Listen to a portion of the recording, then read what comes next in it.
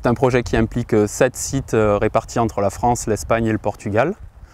Et qui donc a pour objectifs principaux à la fois des suivis de biodiversité en lien avec l'organisation et la structure du paysage viticole environnant et en parallèle la mise en place d'actions de conservation concrètes. Le but étant de mieux connaître le lien entre la biodiversité et le paysage viticole pour ensuite agir sur le paysage en faveur d'une gestion durable de cette même biodiversité. Nous mettons en place sur chacune des appellations de l'enherbement dans les interrangs de vignes, sur plus de 25 hectares sur chaque appellation. Ensuite, nous aidons à la mise en place de haies composées d'espèces diversifiées afin d'être favorables à un large cortège d'insectes et de faune tels que les mammifères aussi qui fréquentent le vignoble. Sont également soutenus à travers ce projet donc la mise en place de linéaires de murets de pierres sèches qui eux vont pouvoir aussi accueillir une certaine biodiversité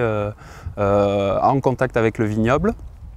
Et puis aussi le projet subventionne donc la mise en place de la confusion sexuelle, donc de capsules de diffusion de phéromones justement qui aident à promouvoir cette technique de lutte biologique par diffusion et en alternative à la protection chimique du vignoble. Également aussi la mise en place de jachères, donc des semis d'intérêt agroécologique qui sont mis en place sur des parcelles arrachées et donc avant replantation pour optimiser le potentiel écologique de ces espaces laissés vacants entre deux cultures de vignes. Les vignerons ont bien compris qu'il y a un intérêt de s'en occuper, que cette biodiversité peut être utile, comme parfois il peut être nuisible. Mais ces deux éléments, ils ont compris que c'est dans leur intérêt de respecter la biodiversité quand ils peuvent, même si de temps en temps ils sont obligés de protéger leur clôture, ça c'est tout à fait acceptable et compréhensible. Ce qui est très clair, qui sort clairement du projet, et c'est bien aussi notre objectif, c'est d'identifier des pratiques, des aménagements qui sont intéressantes aussi pour le vigneron. Il faut lui donner envie de le faire.